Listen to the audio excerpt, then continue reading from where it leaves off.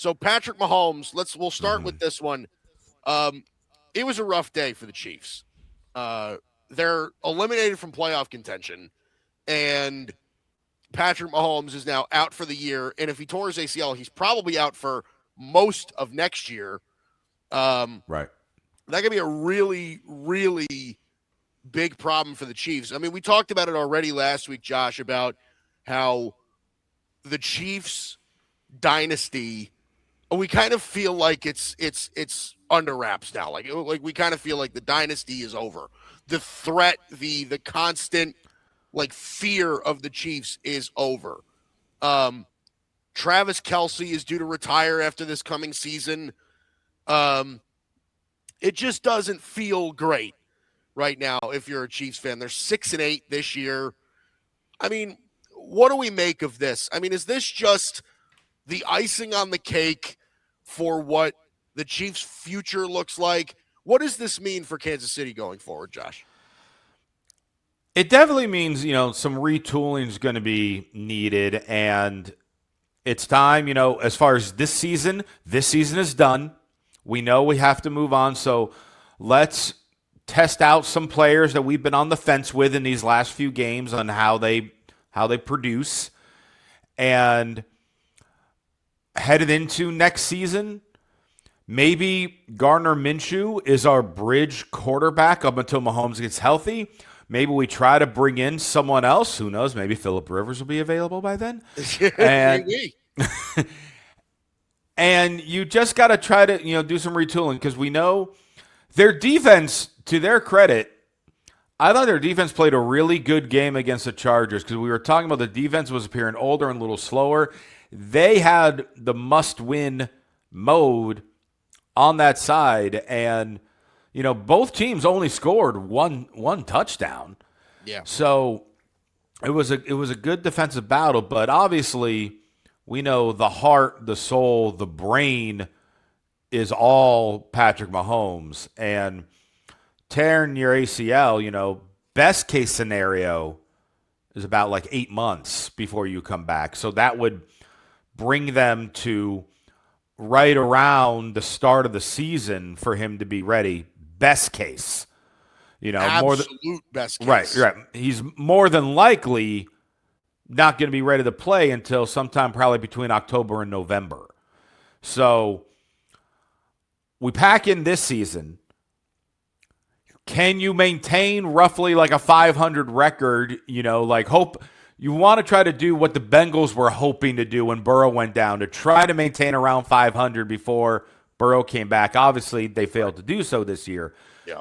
Can the Chiefs formulate a plan with it? Because we know you got the coach that could figure it out.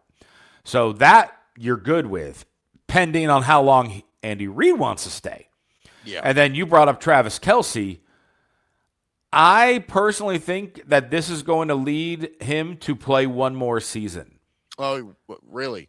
I think it's one of those things where, do you want to question yourself of not having your last pass be thrown to you by Patrick Mahomes? And because of his legacy with everything with it.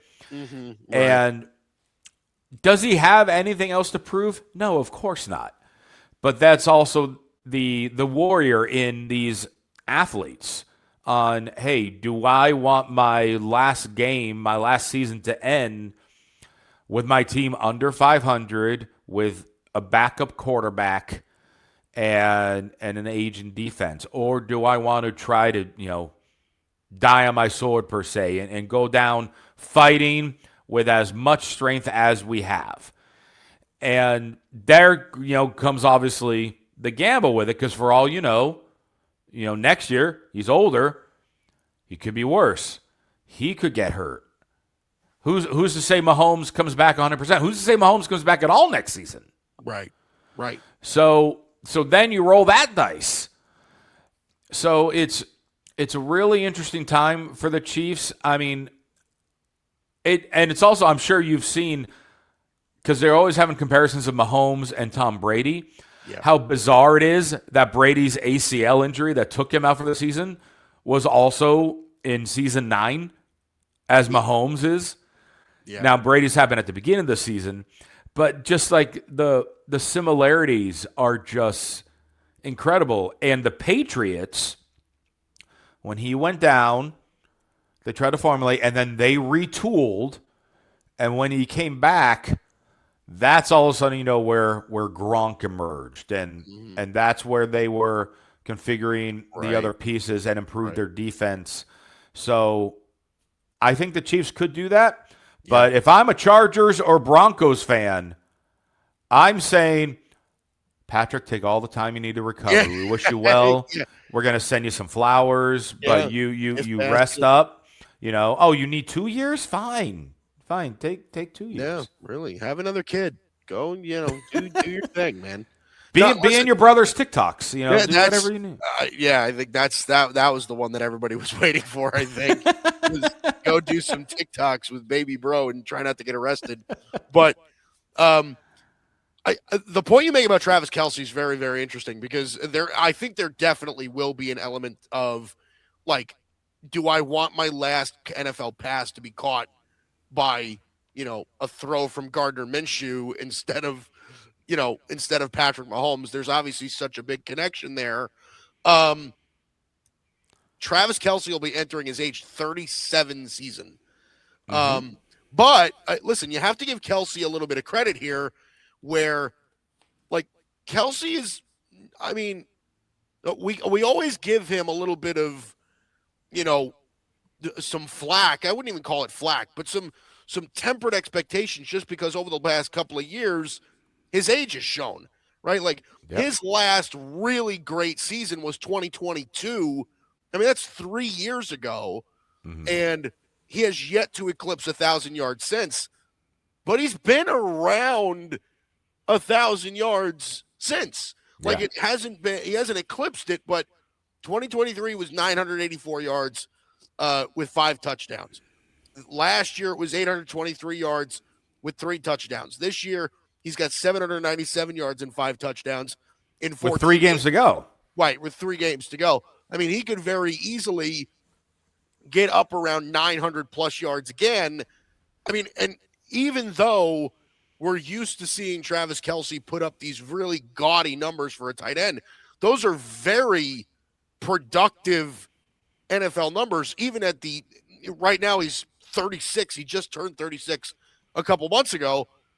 I mean, he's still a productive player in the NFL. It's not impossible to imagine that he tells Taylor Swift that the wedding has to wait another year so that he can. Oh, that's not happening. The gall of you to try to question adjusting Tay-Tay's wedding date.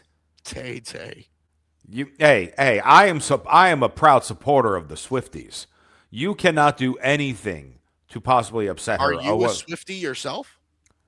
I've always enjoyed her music. I mean, I can't say I own any albums per se. I haven't bought anyone's album in years, though.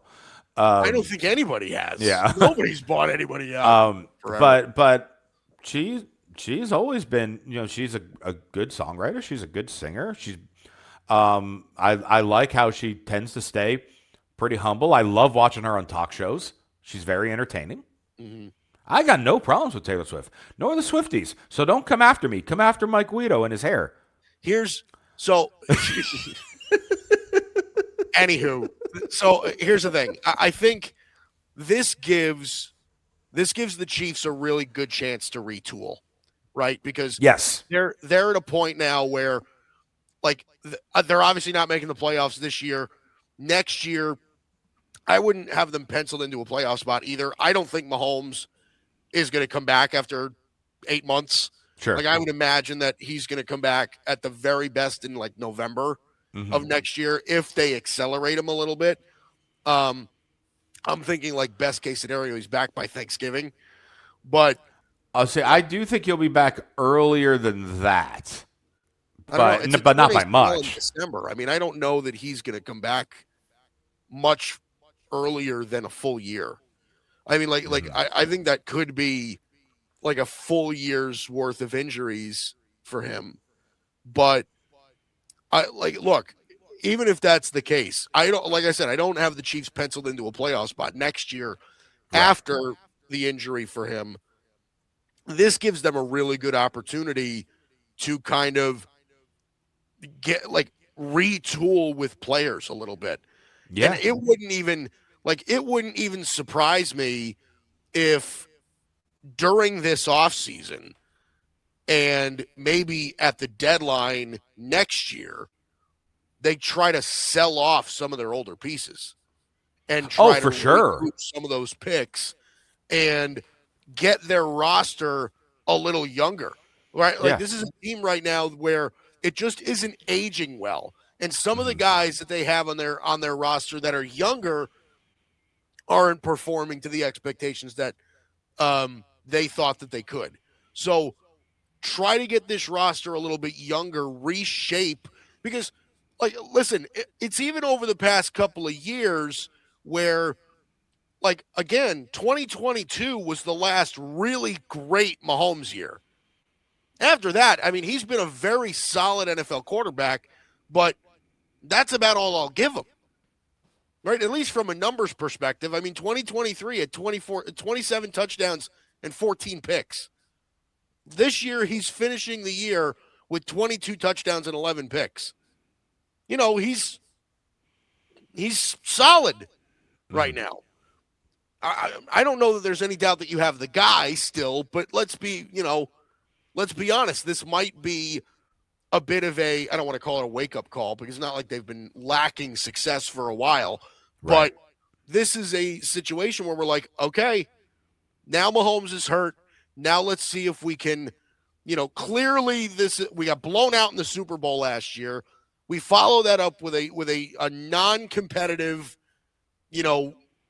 missing the playoffs sort of year.